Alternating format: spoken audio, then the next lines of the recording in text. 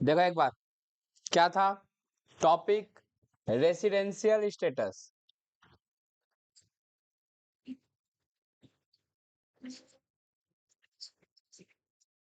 Topic क्या है?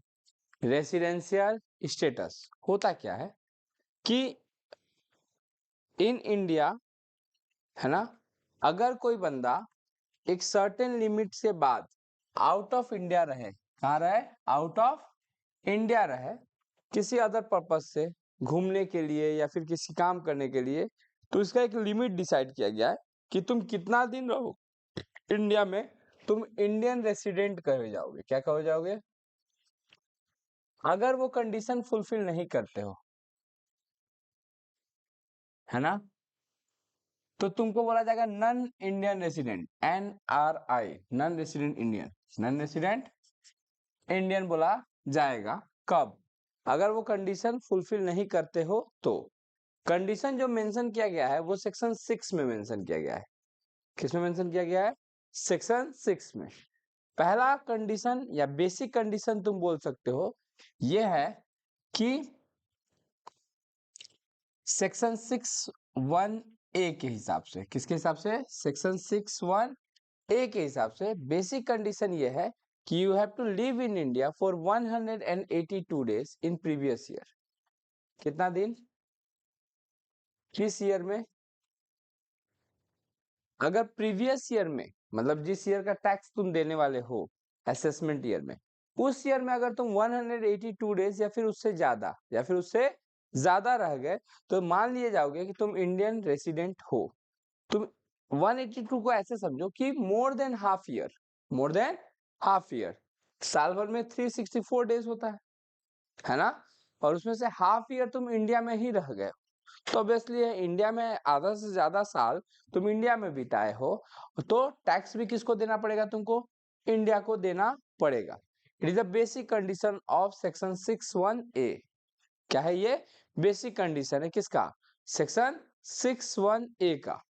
अच्छा, एक और कंडीशन है, हो सकता है कि हम इतना दिन नहीं रह पाए या फिर कोई बंदा इतना दिन इंडिया में नहीं रह पाया, तो उसके ऊपर सेकंड कंडीशन लागू होता है, सेक्शन 6(1)(c). सेक्शन 6(1)(c), वो क्या सेक्शन क्या बोलता है? अगर कोई बंदा प्रीवियस ईयर में सिर्फ 60 डेज रहा है, प्रीवियस ईयर में कितना दिन रहा है? इन previous year, in previous year, and 365 days in 4 year just preceding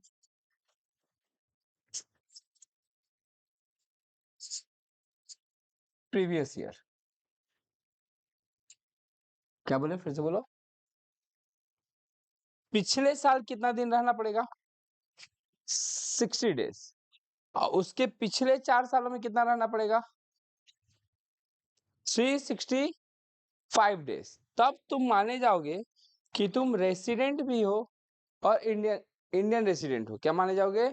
Indian resident हो। दोनों कंडीशन की, दोनों में से कोई एक कंडीशन, दोनों में से कोई एक कंडीशन। सेक्शन 6(1)(a) और सेक्शन 6(1)(c). सेक्शन 6(1)(a) क्या बोलता है? एज पर section 6(1)(a), a person is said to be a resident in India if he lives in India for 182 days or more, 182 days or more in previous year। कौन से year में? Previous year में 182 दिन या उससे ज्यादा रहेगा, तो मान लिया जाएगा कि रेसिडेंट है एज पर सेक्शन 6(1)(a। और या फिर सेक्शन 6(1)(c) क्या बोलता है कि कोई भी पर्सन इन इंडिया 60 डेज रहा है सिर्फ प्रीवियस ईयर में, मतलब 2 महीने रहा है ना, एंड 365 डेज और 365 दिन स्पेंड किया है लास्ट 4 ईयर में, just preceding the current previous year. मतलब भैया तुम ऐसा समझो कि अगर कोई बंदा अभी अभी क्या प्रीवियस ईयर चल रहा है? अभी प्रीवियस चल रहा है 24-25, ये हमारा प्रीवियस ईयर है। तो इसमें अगर कोई बंदा 60 दिन रहा, उसके पिछले 4 सालों में, इससे पिछले 4 सालों में, लाइक 23, 24, 22, 23, 21, 22, है ना, 20 और 21, पिछले 4 सालों में, पिछले 4 सालों में कभी भी इधर 60, 60, 80 और 100 कितना हो गया देखो, हुआ? नहीं हुआ, अब हुआ, है ना? तो पिछले 4 सालों में मिलके कितना रहना चाहिए? 365 डेज या फिर उससे ज्यादा, 60 डेज और मोर। ये बेसिक कंडीशन है। ये क्या है? बेसिक कंडीशन है। क्या डिसाइड करने के लिए? कि either you are a resident or not, है ना? रेसिडेंट हो कि नहीं हो। रेसिडेंट होने के लिए दोनों में से कोई एक कंडीशन फुलफिल करना पड़ेगा, इसीलिए बीच में क्या लिखा हुआ है? और, है ना? या तो प्रीवियस ईयर में कितना दिन रहो, 365 डेज, या फिर सर नशा में है हम, 182 डेज, या फिर प्रीवियस ईयर में 60 डेज रहो या फिर उससे ज्यादा, एंड उसके प्रीवियस 4 ईयर में 365 डेज या फिर उससे ज्यादा रहोगे तो माने जाओगे कि तुम रेसिडेंट ऑफ इंडिया हो। क्या हो? Resident of India. ये कौन सा कंडीशन था? बेसिक कंडीशन था। क्या था? बेसिक कंडीशन था। एक बार इसको नोट डाउन करो या फिर हम लिखवा देंगे, छोड़ दो, अभी अभी हम सिर्फ डिस्कस कर रहे हैं। तो देखो, बेसिक कंडीशन के बाद आता है, यहां से क्या डिसाइड हुआ कि हाँ बंदा रेसिडेंट है या नहीं। अगर रेसिडेंट है, क्या है? तो फिर दो कंडीशन और आता है। कितना कंडीशन आता है? सेक्शन 66 का। किसका? सेक्शन 66 का। ये डिटरमाइन करने के लिए कि वो ऑर्डिनरी रेसिडेंट है।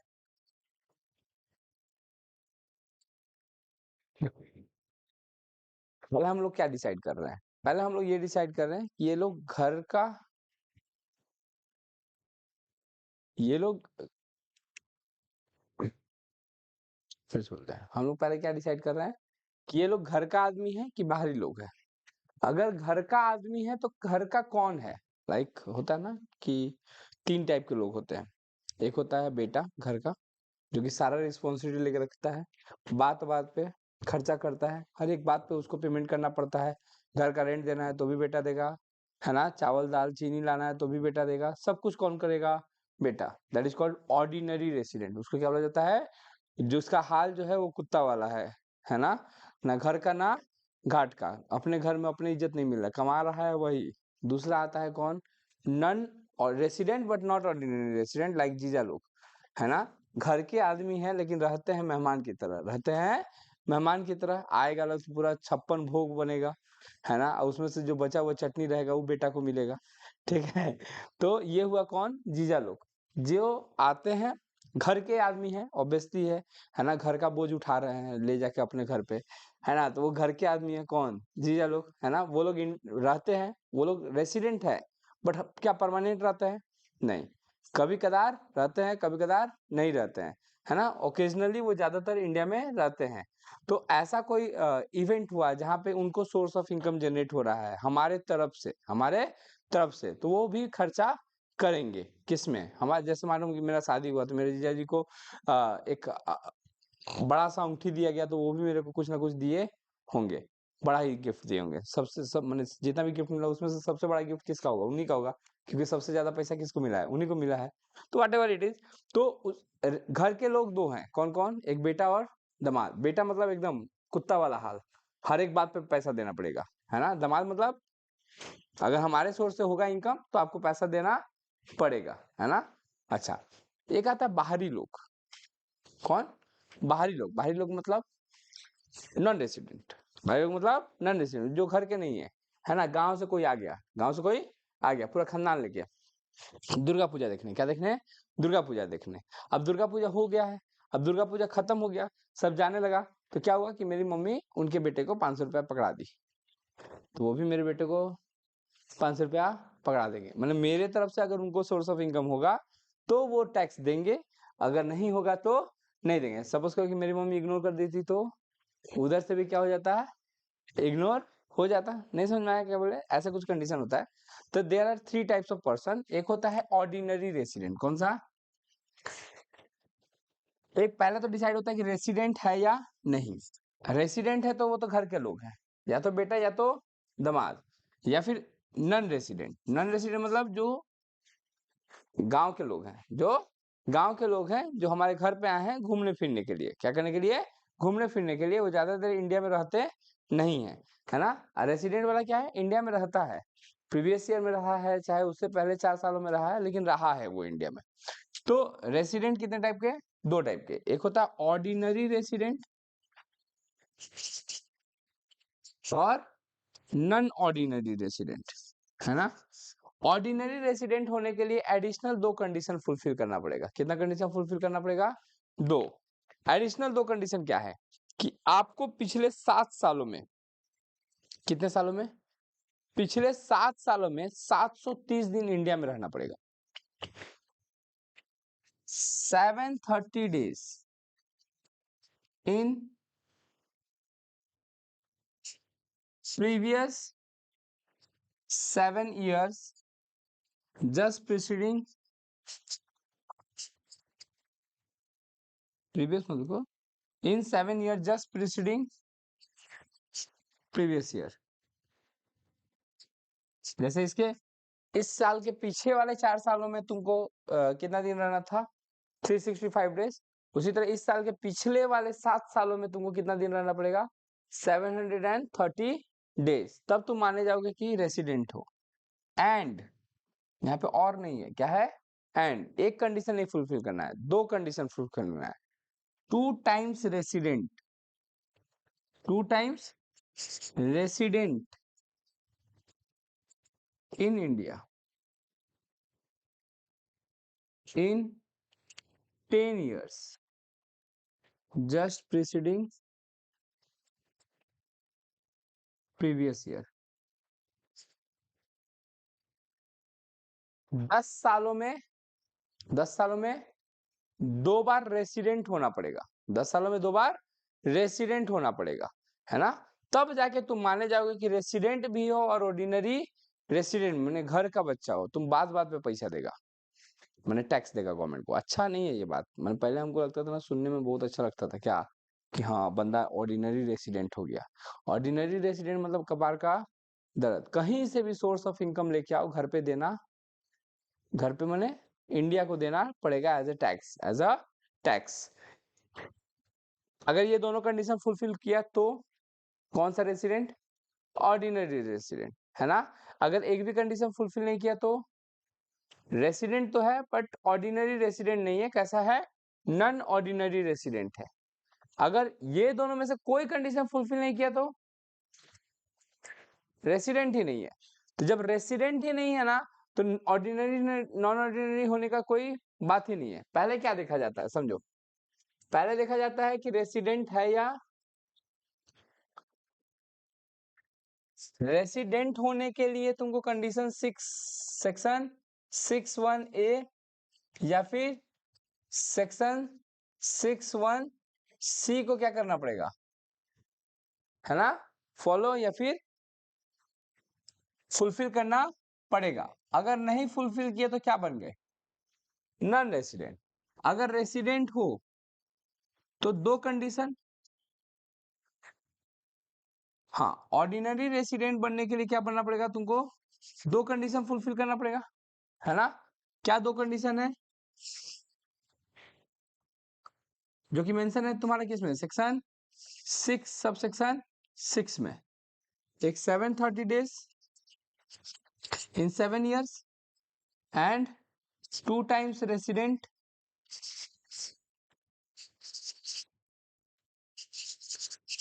इन 10 years। अदरवाइज ये हो जाएगा, समझ में आया क्या बोले। तो ये कंडीशन है किसका, रेसिडेंशियल स्टेटस का। इसका टैक्सेशन सिस्टम समझोगे तो बात हो कि हर एक बात पे टैक्स कौन देगा, ऑर्डिनरी रेसिडेंट वाला, वो हर एक बात पे टैक्स देगा गवर्नमेंट ऑफ इंडिया को। लाइक कमाया गया विदेश, है ना, टीसीएस से, विदेश में अमेरिका में टीसीएस से इनकम जनरेट करके लाया है तब भी देगा। अमेरिका में कोई और कंपनी में काम करता है और इंडिया का ऑर्डिनरी रेसिडेंट है, तो वो वहां के इनकम पे भी यहाँ पे क्या देगा, टैक्स देगा, है ना। ये रूल है, ठीक है।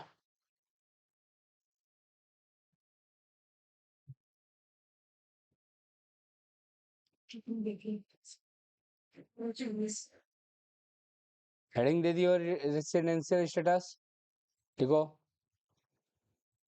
इंडिविजुअल, एक छोटा सा हेडिंग दो इंडिविजुअल, अंडरलाइन कर दो उसको।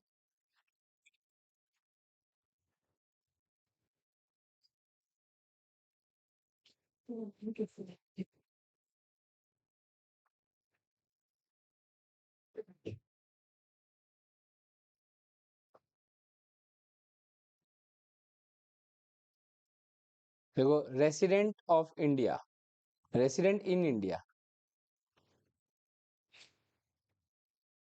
उसके नीचे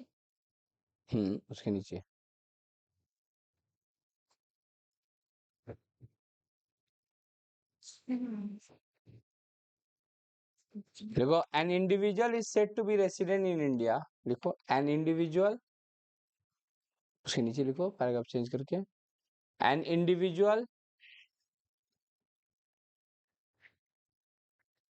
N individual is said to be a resident in India, said to be a resident in India if he satisfy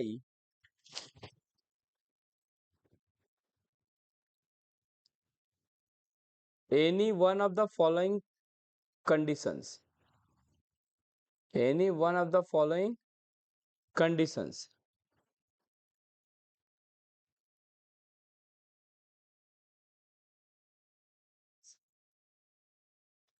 एक नंबर पॉइंट दो,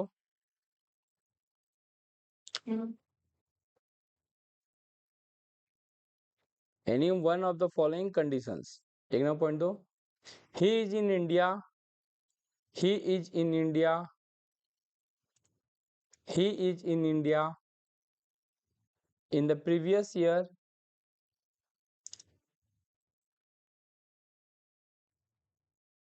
in the previous year for a period of 182 days or more, 182 days और मोर। Section कौन सा था लिख लो bracket में, section 61A, section 6 sub section 1 clause A, 1A हो गया। फिर लिखो next, he is in India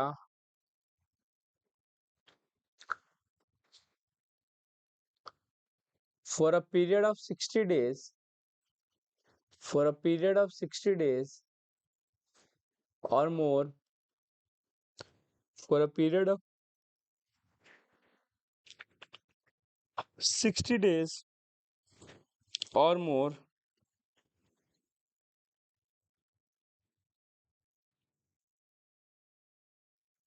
60 days or more during the previous year, during the previous year and for 365 days or more,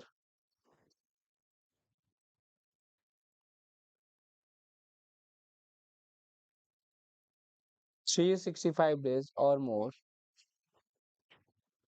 days during 4 previous year, during 4 previous year immediately preceding, immediately preceding, immediately preceding the relevant,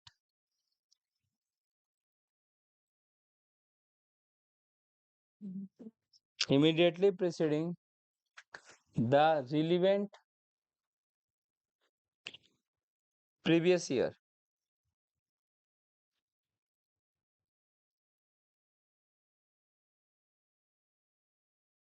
the relevant हो गया। Section लिख लो, section 6 subsection 1 clause C. चलेगा? लेकिन एक चीज समझो, there are some exemption of section 61C। मतलब किसी किसी कंडीशन में सेक्शन 61C एप्लीकेबल नहीं होता है ना? लाइक अगर कोई इंडियन ओरिजिन का बेटा है, मतलब इंडियन ओरिजिन से बिलोंग करता है ना? बेटा, नाती, पोता कुछ भी है, जो इंडिया बार बार आता जाता रहता है ना?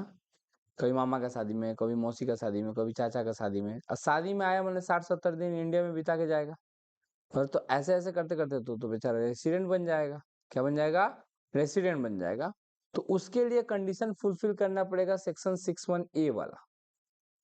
सेक्शन 61A वाला कंडीशन फुलफिल करेगा, तब जाके उसको रेसिडेंट माना जाएगा।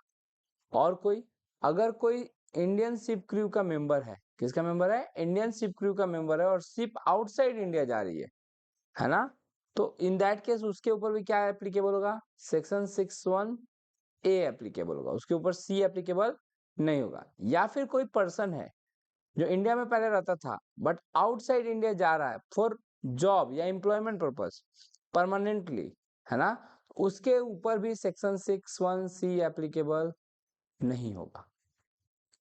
सी सेक्शन 61C एप्लीकेबल नहीं होगा उसके लिए। अगर रेसिडेंट रहना है उसको, तो उसको सेक्शन 61A फुलफिल करना पड़ेगा। चलिए यहाँ तक क्या बोले हम? बोलो फिर से। कितना कंडीशन है जो फुलफिल करना पड़ेगा? एग्जाम्पशन कितना कितना है?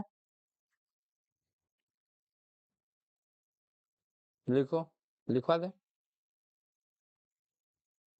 लिखो।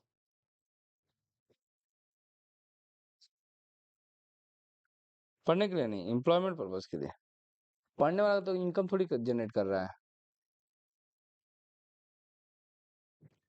लिखो, एग्जाम्पशन, ई x exception, exception, EXCEPTION, exception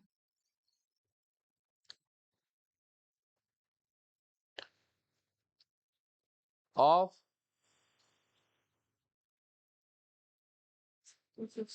section 61C।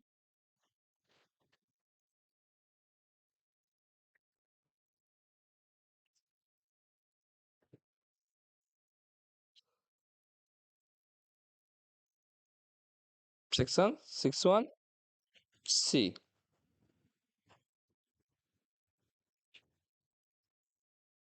लिखो, पहला,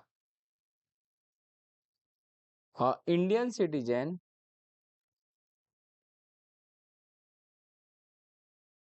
who lives India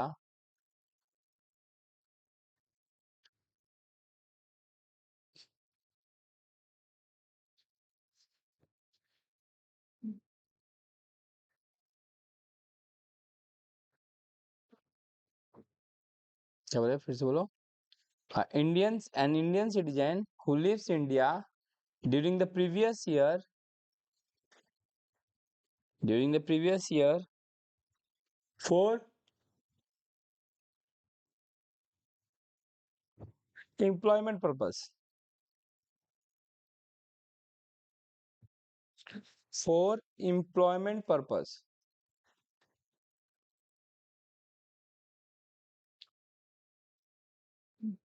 चलेगा? फिर लिखो next.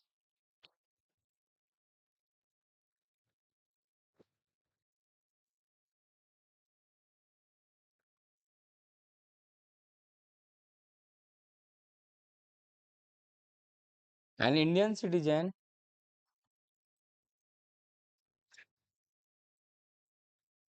who lives India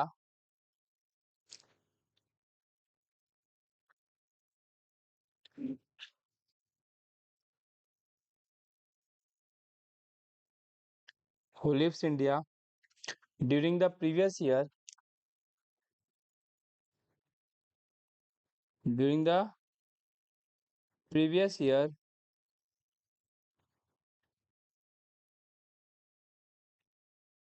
as a member of as a member of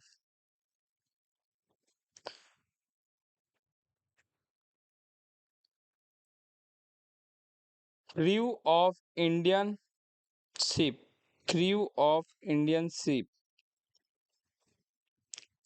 crew of Indian ship, ship, एक तो स्थायी नहीं होता है, कोई एक जगह नहीं होता। वैसे जो है वो इंडियन का क्रू मेंबर हाउस का, वो तो फिर हम कहीं टैक्स नहीं देगा, कहीं टैक्स नहीं देगा मतलब तो कहीं का सिटीजन ही नहीं रह जाएगा। जैसे सिख है, तो सिख तो सिटीजन नहीं, resident status, residential status. Tax नहीं करता। सिटीजनशिप अलग चीज होता है। सिटीजनशिप तो वो इंडिया में है। तो मतलब आप वही वो टैक्स तो फिर कहीं नहीं देगा, क्योंकि सिर्फ तो एक जगह टिकता है और हर जगह जाते रहता है, फिर वो कहीं टैक्स नहीं देगा। ऐसा नहीं है कि टैक्स ही नहीं देगा, टैक्स देगा। बोला है कि रेसिडेंशियल स्टेटस उसका चेंज होगा, सिटीजनशिप चेंज नहीं होगा। तो उस केस में जो जो इंडियन शिप क्रू का मेंबर है, उसको टैक्स देने का जरूरत नहीं है इंडिया में। टैक्स देने का जरूरत है वो अगर वो इनकम जनरेट कर रहा है तो। क्या नाम वो है, उसका भी बहुत कंडीशन है। जैसे मानो कि हर एक चीज में टैक्स नहीं लेता है गवर्नमेंट, उसका अलग अलग रीजन है। लाइक हम बताएं तुमको, तो जैसे हम अगर वो इंडिया में पैसा रिसीव किया है, तो कोई भी हो कहीं भी हो, है ना, चाहे रेसिडेंट है रेसिडेंट नहीं है, अगर वो इंडिया में पैसा रिसीव कर लिया तो उसको टैक्स देना है उसको, चाहे विदेशी ही क्यों ना हो।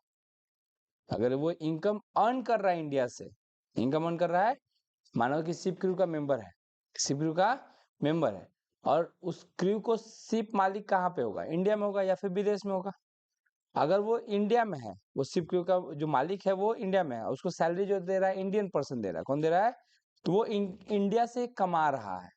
तो इंडिया से कोई भी कमाएगा, चाहे वो रेसिडेंट हो चाहे नॉन रेसिडेंट हो, मैटर नहीं करता है, they have to bear tax, है ना, उसको टैक्स देना ही पड़ेगा। वो कभी कभी एक्सेप्शनल केस होता है, लाइक वो विदेश गया, विदेश में ही किसी नाव पे काम किया, हाँ उसका उसको पैसा मिला, तो वो इंडिया को टैक्स नहीं देगा। Income earn and receive outside India, not control from India, in that case he does not have to pay tax। but अगर ordinary resident है तो they have to pay tax, even receive outside India and control outside India। क्या समझ में आया? कोई बेटा अगर विदेश जाके कमा रहा है खा रहा है, तो उससे घर पे पैसा भेजना पड़ेगा। क्यों? क्योंकि वहां पे सोर्स ऑफ इनकम विदेशी का है, लेकिन घर तो इंडिया है तुम्हारा, ज्यादातर टाइम तुम कहाँ स्पेंड किए हो, इंडिया में, है ना, इसी वजह से। समझ में आया क्या बोल रहे हैं? अगर रिसीव कहीं भी करे, रिसीव कहीं भी करे और अर्न इंडिया से हुआ है, सपोज करो कि वो बंदा आया और क्रिकेट के हिसाब से समझाते हैं तुमको, ये दोनों क्लियर हुआ, ये दोनों, है ना। पहले एक एग्जांपल और समझाते हैं। वो रिसीव वाला अभी पैसा हम जा नहीं रहे थे, ठीक है, और इंडियन ओरिजिन वाला लिखवा रहे हैं थोड़ा देर में। पहले एक टैक्सेबिलिटी समझो, ये टैक्सेबिलिटी का बात नहीं था, ये अभी तक ये बात हो रहा था कि किसको रेसिडेंट बोलते हैं, किसको रेसिडेंट नहीं बोलते हैं, है ना, कौन रेसिडेंट की कैटेगरी में आएगा, कौन रेसिडेंट की कैटेगरी में नहीं आएगा।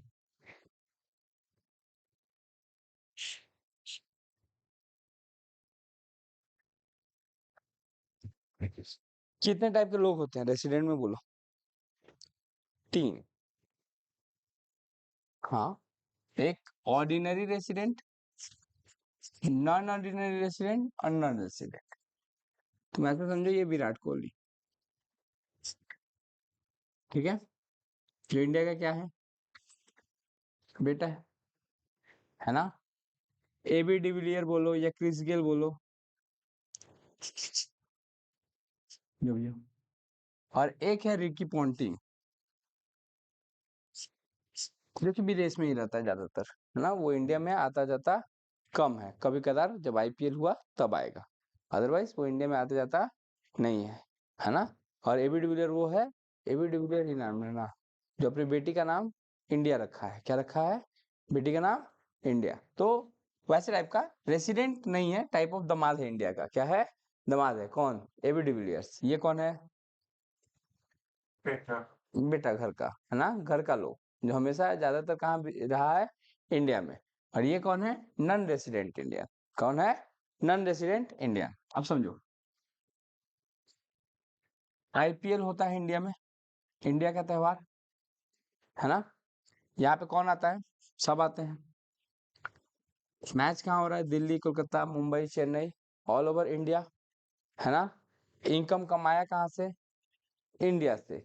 चाहे तुम कोई भी हो, चाहे तुम कोई भी हो, यू हैव टू पे द टैक्स, है ना।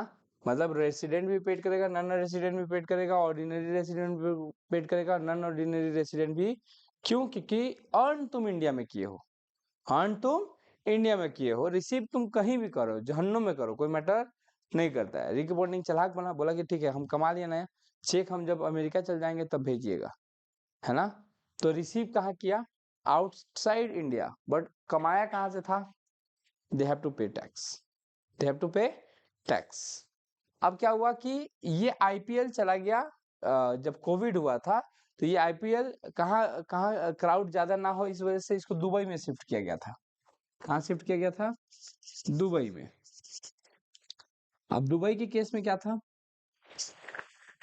दुबई के केस में क्या हुआ? सब कोई मैच खेलने आया कहाँ पे? दुबई में। इंडिया, विराट कोहली भी गया, वहां से भी आया, सब कोई आउटसाइड इंडिया। कहाँ हो रहा है match? Outside India, but controlled from. IPL किसका मैच है, माने किसका त्योहार है? इंडिया का त्योहार है ना। तो कंट्रोल कर रहा है बीसीसीआई। कौन कंट्रोल कर रहा है?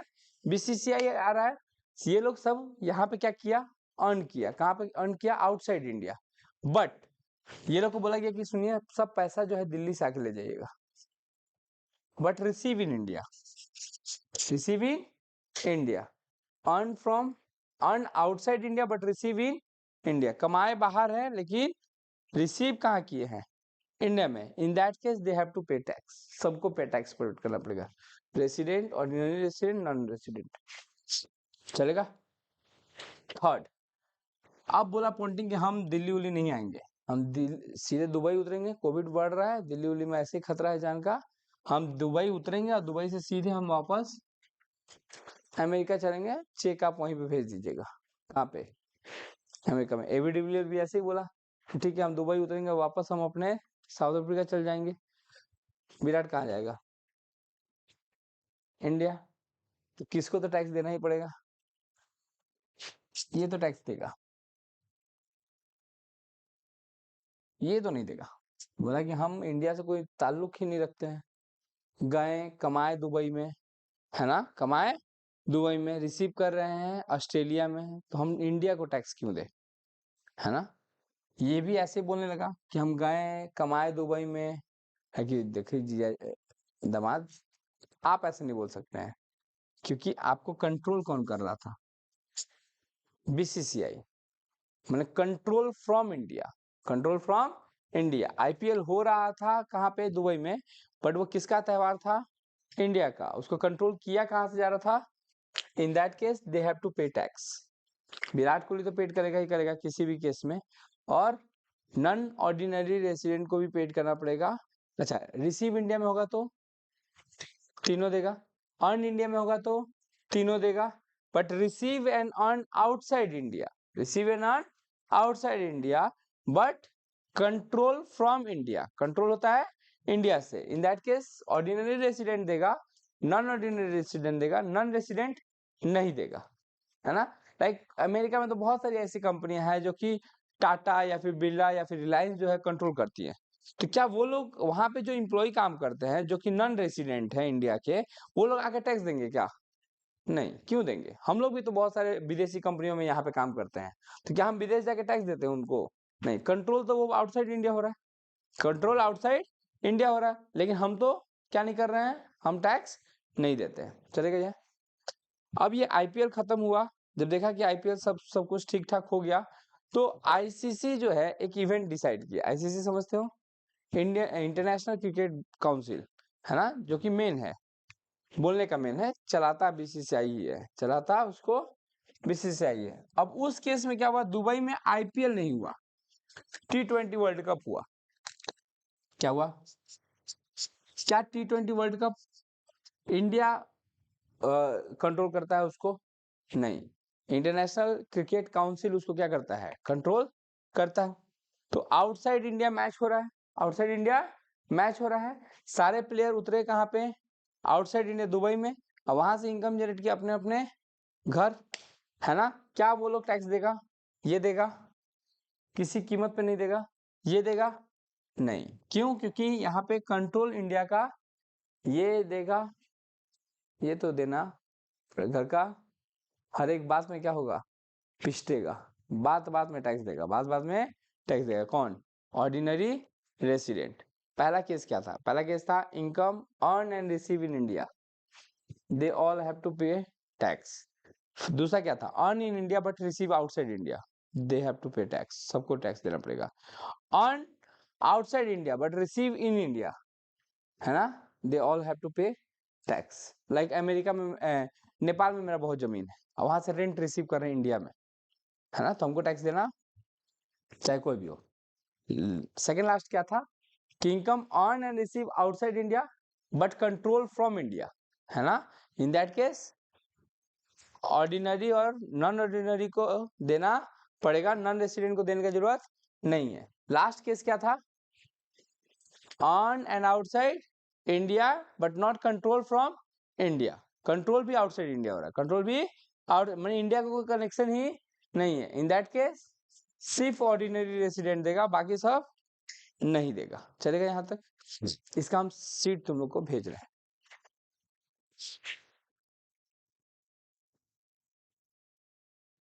देखो, ये कॉन्सेप्ट है, एक बार हम पढ़ के समझा दे रहे हैं, फिर तुम लोग लिख लेना। Income accrued and deemed to be accrued and received और deemed to be received in India.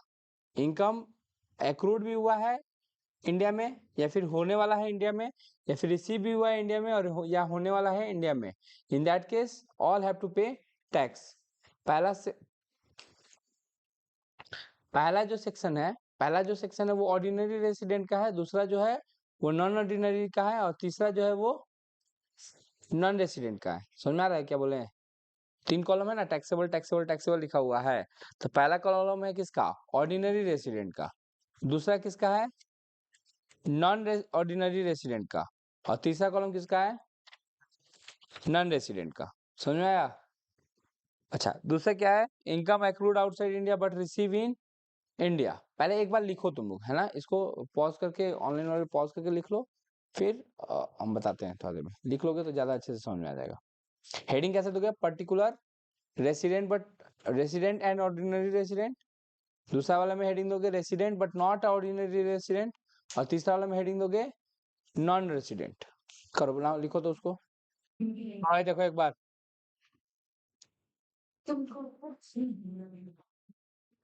पहला वाला कोई दिक्कत है? इनकम एक्रूड और deem to be accrued and receive और deem to be received in India, कहीं से भी रिसीव हो सबको टैक्स देना पड़ेगा। दूसरा क्या? Income accrued outside India but receive in India, है ना, सबको देना पड़ेगा पैसा। इनकम एक्रूड और deem to be accrued in India but receive outside India, सबको टैक्स देना पड़ेगा। Income accrued and receive outside India from the business control from India, तो पहला दो को देना पड़ेगा, लास्ट वाले को टैक्स देने की जरूरत नहीं है। Income accrued and receive outside India from a business control and professional setup outside India, मतलब इंडिया से कंट्रोल नहीं होता है, तो सिर्फ विराट कोहली को देना पड़ेगा, बाकी सबको नहीं देना पड़ेगा। उसके बाद वाला भी क्वेश्चन वही है, income accrued and receive outside India previous year में, है ना, but it makes no difference in the same as inter limited, एक ही बात है, वही आएगा। Income accrued and receive outside India in any year preceding the previous year and later on remitted to India in current financial year, है ना, तो वो टैक्सेबल किसी के हाथ में नहीं होगा। बहुत पहले का इनकम है ना, वो अभी लाकर दे रहा है, तो वो अभी टैक्सेबल नहीं होगा, उसी टाइम में टैक्सेबल हो गया होगा, इसीलिए अभी नहीं होगा, है ना। तो ये एक बार याद करके आना, क्योंकि इसके बेसिस पे कंडीशन लिखा दिए ना।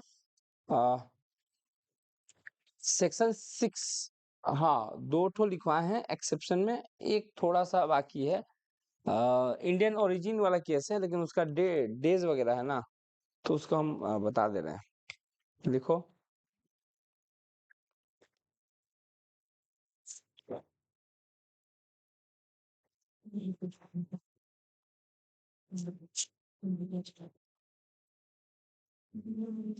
लिखो।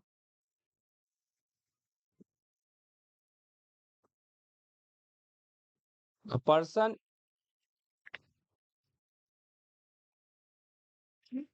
ऑफ इंडियन ओरिजिन, उसका एक कंडीशन, थर्ड कंडीशन लिख लो। A person of Indian origin, नहीं 2 लाइन का, comes on a visit to India during previous year.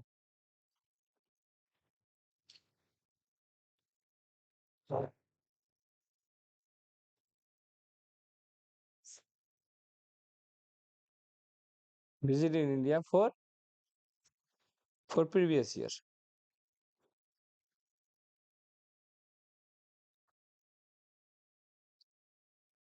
उसमें क्या होता है समझो, उसके लिए ना 120 दिन कैटेगरी है। अगर वो 120 दिन से ज्यादा रहता है प्रीवियस ईयर में और 365 दिन रहता है, तो उस केस में अगर उसका इनकम 15 लाख से ज्यादा है तो, कितना से ज्यादा है तो, पहला बात तो सेक्शन 61C एप्लीकेबल नहीं है। सेक्शन 61C जैसा ही एक एप्लीकेबल है अगर वो उसका इनकम, टोटल इनकम 15 लाख से ज्यादा है तो। सी जैसा क्या एप्लीकेबल है, जो 60 दिन का था वो 120 दिन रहना पड़ेगा प्रीवियस ईयर में, और 365 दिन रहना पड़ेगा 4 प्रीवियस ईयर में, just preceding the current previous year. सुनना क्या बोले, कब ऐसा 15 लाख से इनकम ज्यादा होगा तब ये कैटेगरी में लाया जा सकता है, अदरवाइज है ही नहीं। उन्हें वो 182 डेज ही फॉलो करना पड़ेगा। चलेगा, बस। और क्या था, लिख लो सेक्शन 66। सेक्शन 66 ठीक है, वो अगले दिन लिखवा देंगे हम दोनों को। रेसिडेंशियल स्टेटस वाला एक एडिशनल कंडीशन था ना, वही बोल रहे हैं। Section 66 additional conditions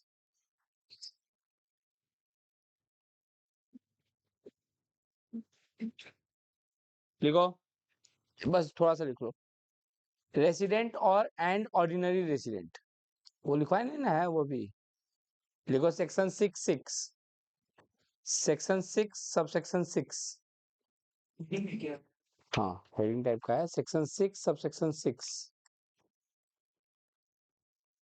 section 6 subsection 6। If a residence individual, if a resident individual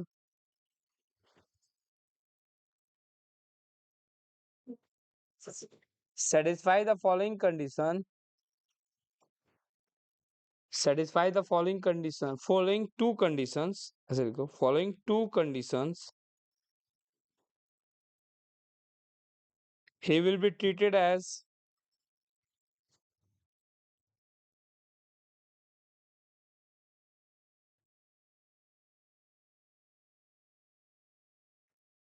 resident and ordinary resident.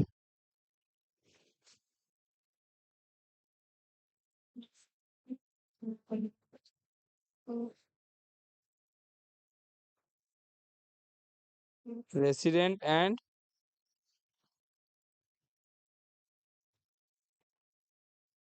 पहला कंडीशन लिखो, he has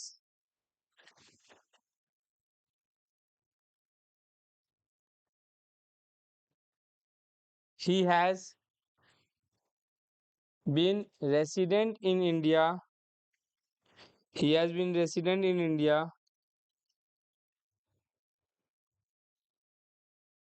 at least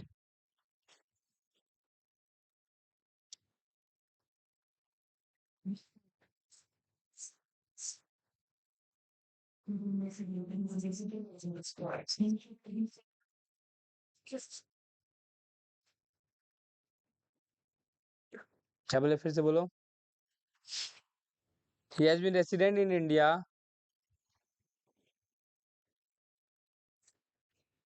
at least 2 out of 10 year, 10 previous year, 2 out of 10 previous year, 2 out of 10 previous year,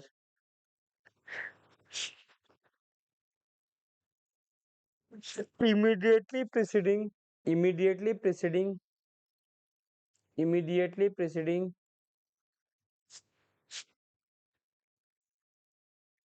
the relevant previous year,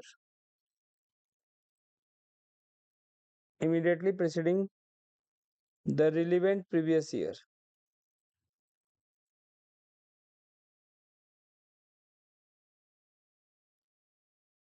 the relevant previous year.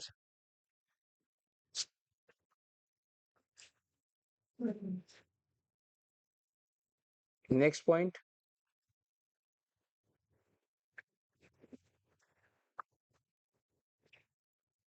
He has resident, he has resided, resided, in India Yes, you say. resided in India for a period of,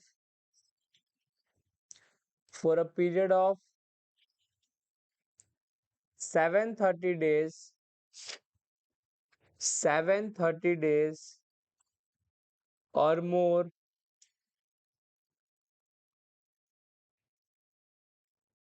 during previous year, during 7 previous year, during 7 previous year, during 7 previous year, during 7 previous year, immediately preceding, immediately preceding the relevant previous year, immediately preceding the relevant previous year. Yes, yes.